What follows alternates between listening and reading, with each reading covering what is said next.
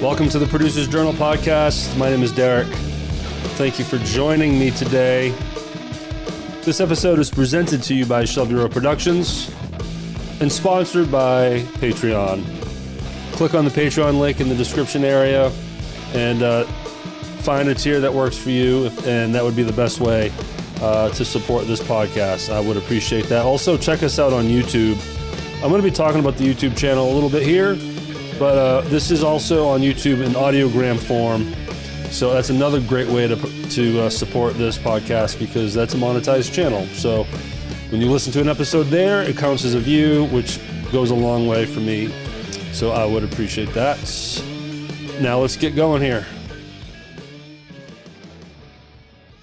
So today I want to talk about working in autopilot, and the reason behind why I want to talk about that.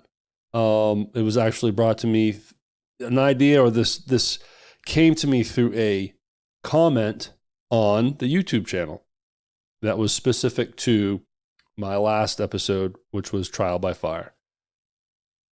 And then I want to share an anecdote or a story from my past that relates heavily to that. But let's give some more updates. Because I actually just listened to last week's episode. I try to listen to everything as a way to hopefully get better. But because I'm sort of also doing these in timeline where I'm talking real-time stuff and studio updates and everything, it's good for me to know where I last left off, because a lot happens in between episodes and in between recording sessions. So the Trial by Fire episode talked about me working with my friend Chris Camp, and how much I learned and all the mistakes I made, and which would ultimately make it better for my first paid client, Stacy Dodd, first paying client. And he was supposed to come in on a day. He had to reschedule. It happened to be that next day I worked with Chris, where I fumbled and made mistakes, and gave me an opportunity to test different lighting and figure things out a little more. So then come Monday, 2 days ago, as I record this, my man Stacy showed up, and we did a great little video. Was it perfect? No, I'm still not totally happy with how it looks, but it looks a lot better than anything else I've done. I also tweaked the backlighting a little bit.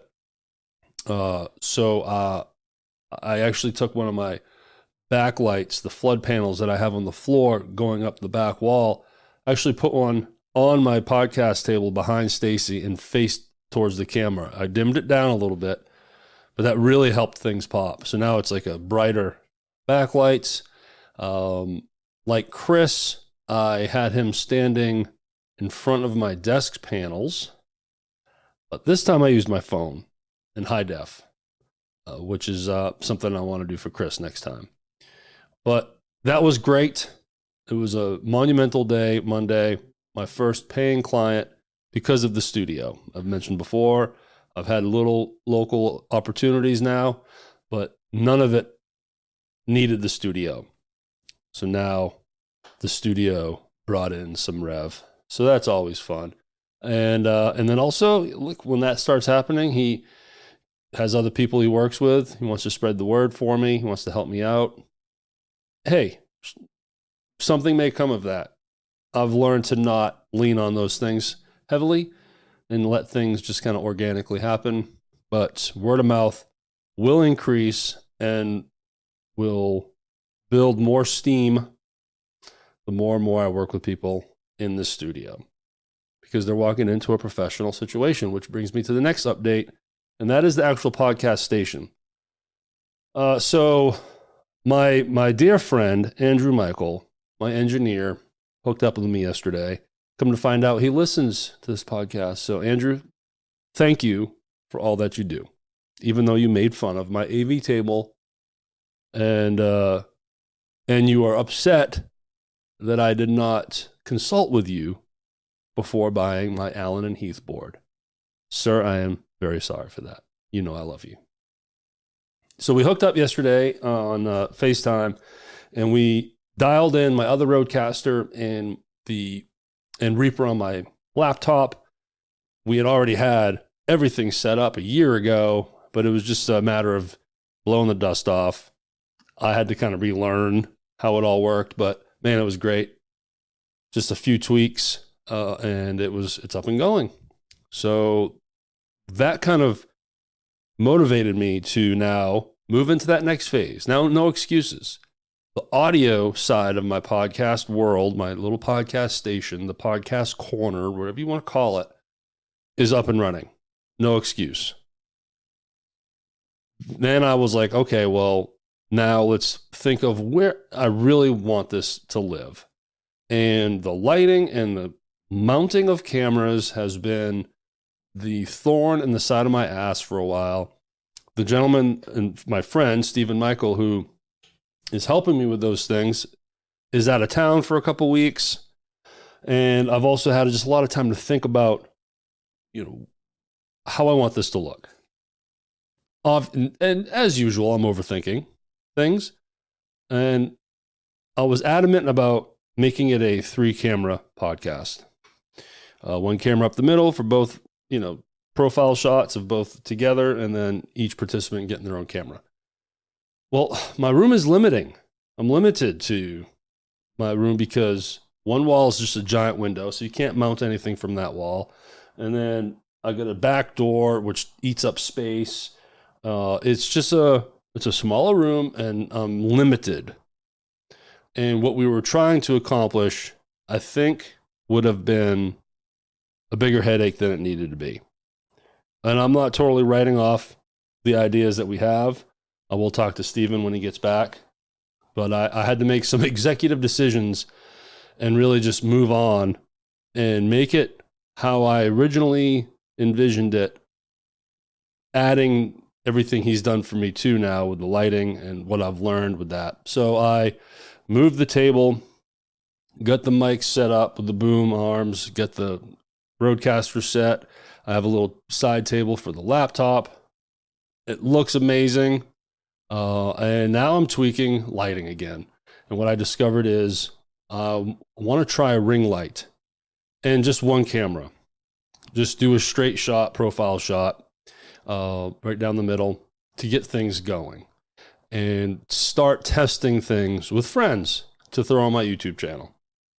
But I like the thought of a nice ring light because it's giving that front light and it goes with the camera. That's what makes the ring lights great, is it's lighting for your camera all attached together. And hopefully, maybe if it really works out well, I'm going to get 2 more, and then maybe I can put those tripods in the right spots. So now I got the 3-camera deal, and I'm not worried about mounting cameras. It's okay. It's a long time ago, it was very, clear to me that in order for me to operate in this room, there is always going to be a level of tear down and set up. Tear down, set up. The audio side of things should be good to go, unless, I have a situation where I'm interviewing more than one person, got to tweak it. But I have to be flexible, and it's okay if I have to mount or put cameras up on a tripod and try things out. So I bought a cheapy piece of crap ring light at Walmart just to try it out. It's the first time I've ever touched one. And I knew that there was a good chance I was going to return it, but it was just an opportunity for me to play around with one. And I didn't like it. It didn't have really any options for mounting a camera. It was really just this bendy arm for a phone. And it just, yeah. But it gave me better ideas, and now I knew exactly what I wanted. And I found a great ring light on Amazon that is just better in all the ways possible. And also it comes with batteries, like chargeable battery packs, which would be awesome because then I don't have to friggin' take up another outlet. I mean, outlets are very valuable to me now. I only have a few available because it's just so much stuff to plug in around here. But so now I'm waiting for that ring light, and that's where things stand with that. So now let's talk about being an autopilot. And being in autopilot, not being a or an autopilot. And this hit me this morning. I actually wanted to talk about something different than this. But early this morning, probably around 5:30, because I work a little bit before my daughter gets up for school. And I read a comment. I got an email with a new comment that was for one of the episodes, my last episode.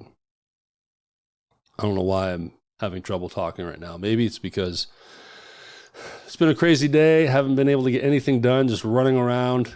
And then I added a venti iced coffee from Starbucks. So my heart rate's probably maxed out right now. So I read this comment. Again, it was for last episode, which was titled Trial by Fire. And I'll read the comment and then take it from there. He said, Georgie said, in a year's time, you'll be FBW, flying by wire, AKA on autopilot, LOL. I'm very glad he explained what FBW stands for. I would not have had any clue what that means. I've never heard the term fly by wire. I get it. Never heard that before. But autopilot is a term I've been using for a long time. And when I first read that, I kind of chuckled. He's right. Yeah, that's why you do things and try to get better at it, so things get easier as they go. Then I'm like, I actually don't want that. That means nothing's growing. If I've learned anything in the last 4 years, autopilot equals complacency, just no growth. And I'm not just only talking about revenue or growing the number of clients, growing a team. That's all part of it. But growing as a person, just growing in life. No one should live in autopilot. You want to make things comfortable. Yes, that's why you come up with systems, you come up with schedules, you come up with plans. You want to enjoy your life?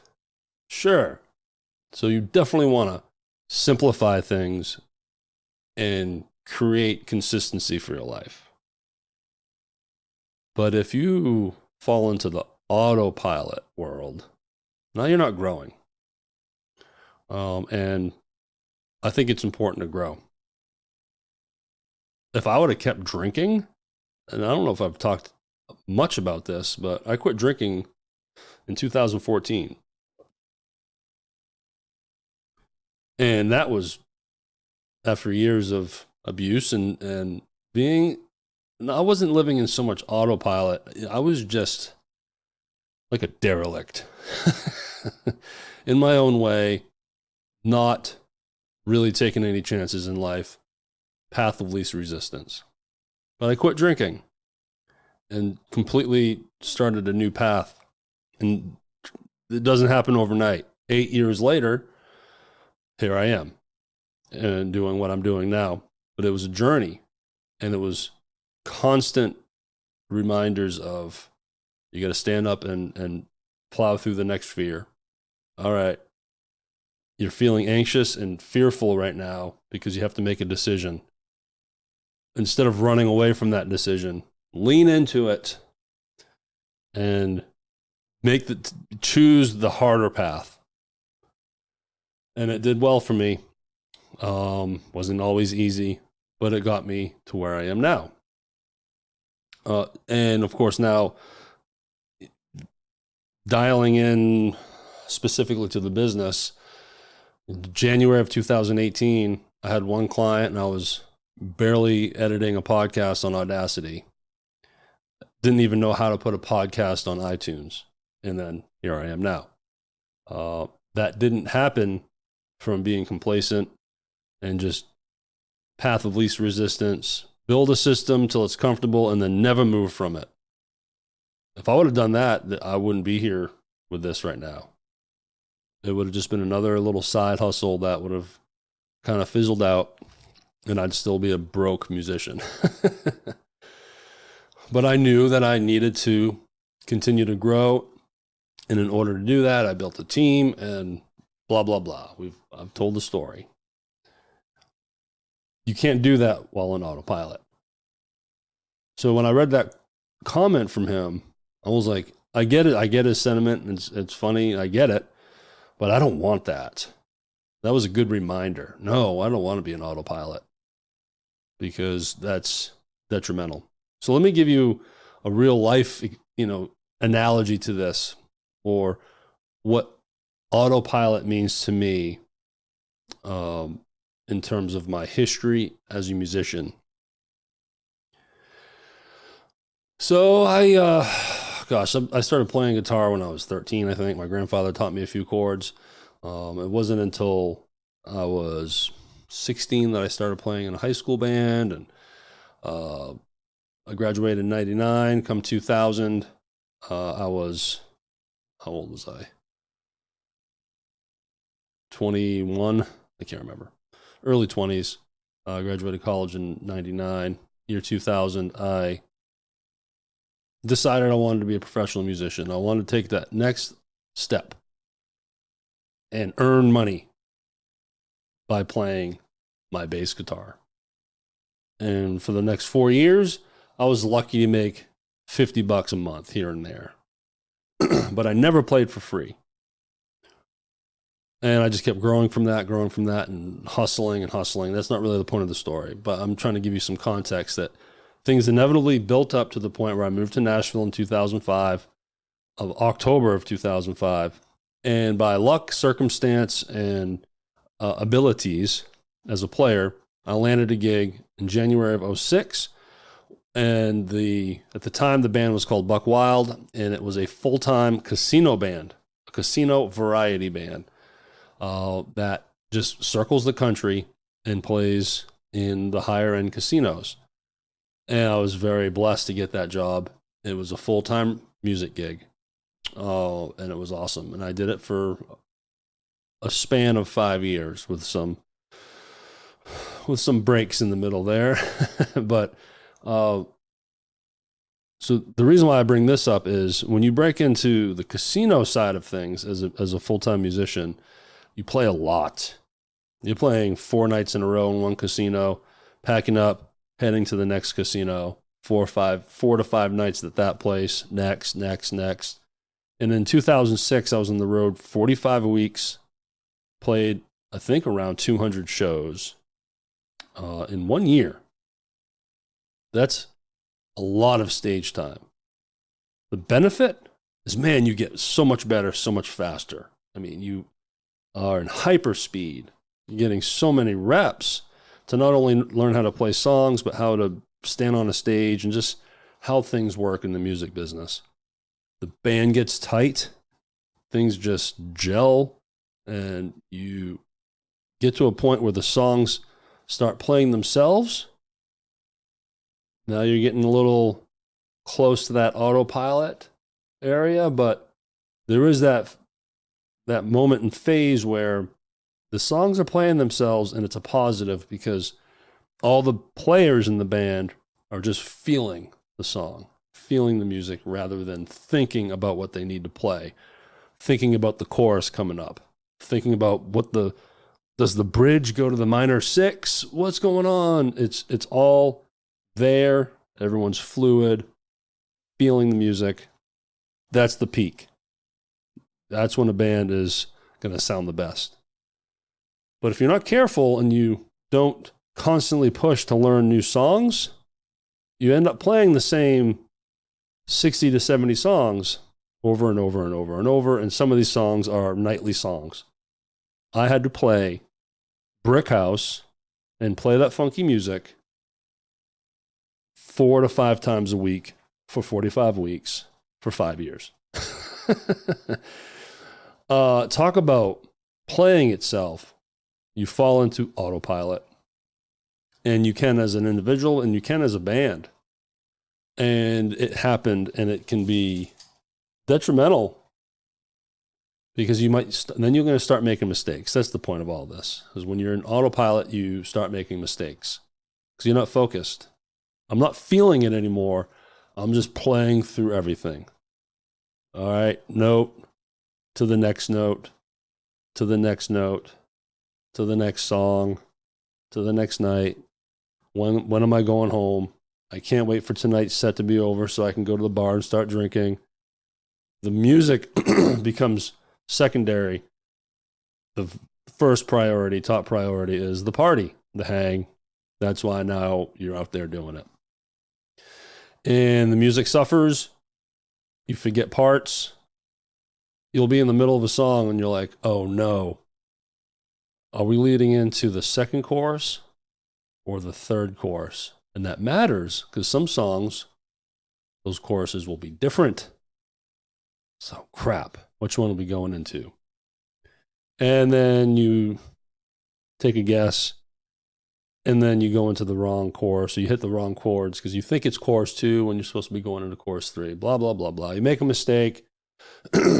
Everyone looks at you, and you feel like an asshole because you made a big mistake that just sounded bad.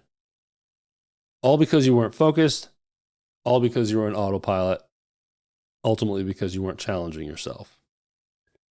I had the fortune to tour the last year of my casino phase of my life, which was 2010. I got to tour with my good buddy Shane Hoskins on drums, and he and I just peanut butter and jelly, both on stage and in life. Good friends, really knew how to play together, to the point where we got too good because we were playing so many nights, so many reps, that we got too good. And I don't mean that in an arrogant way. We just got to a point of complacency and autopilot and boredom and just suffered from that. But he and I used to have this little joke. We used to call it balancing your checkbook. You're thinking, what the hell does that mean? Here's what it means. He and I would make mistakes that no one else would ever know. If I hit a bad note, everybody knows it. But if I miss a beat rhythmically, no one's going to notice that. Same with Shane on drums. If he misses a beat in the kick drum, but he's still in time, it's still the song, no one's going to notice that. But we were so dialed in together that we would kind of just gaze at one another. If he missed a kick or I missed a beat on the bass, we just kind of look at each other, wink, chuckle, and we called it balancing our checkbook, because more often than not, when either he or myself would make that mistake, it's because we're thinking about bills to pay, thinking about the check coming in on Friday, thinking of the clothes we might want to buy. And I don't mean like we're excited about making all this crazy amount of money and what am I going to do with all this money coming in on Friday? No, it was a job and we had bills to pay and it was still stressful, just like anything else. And we would pantomime each other in between songs. We kind of look at each other again, and we would pretend that we're writing a check in our hand, like the checkbook's in our left hand, get the pen in the right hand, and pantomiming, writing a check. And that was our joke. And if I was writing the check, that was my way of telling Shane, yeah, dude, I missed that part because of autopilot, and vice versa. And it was a little thing that he and I did. The positive of that is we were that good purely because of the reps. You play the same 60 to 70 songs like that, they just play themselves. You get every little part worked out. It's like rehearsing 5 nights a week. It just happens. But, when you, what I call make a clam drop a clam is another term, especially for bass players. If I had a bad note, and now I'm screwing with the harmony of the melodic form of the music, and I hit a wrong chord, root note of the wrong chord, everyone hears it. Like the bass can be kind of lost in the mix, and it's just, it might be a room where you can't really hear the bass very good. It's like a big echoey, lively room. But man, I hit a wrong note. That's all you can hear. It just shoots out. And it's just the biggest fart sound. And it's embarrassing. So when I made those kind of mistakes because of being an autopilot, man, that sucked.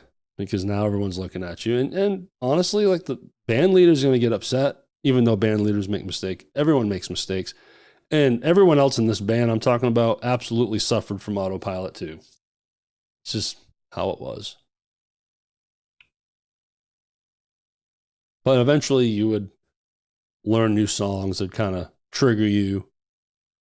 Or, you know, at that time, in order for me to gain that interest and excitement to play that music again, it often meant alcohol.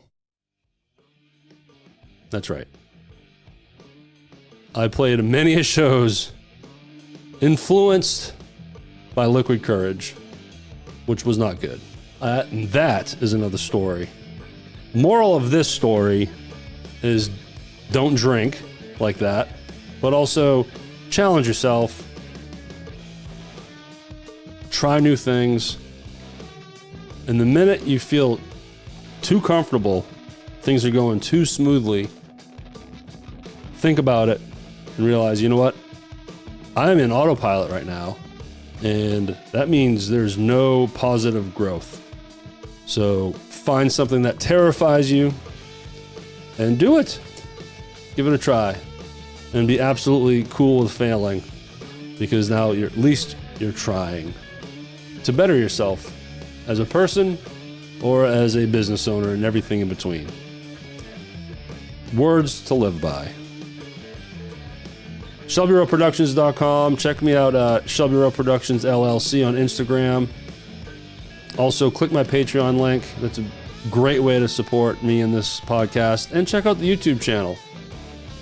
We have a Linktree link in the description area that will take you everywhere.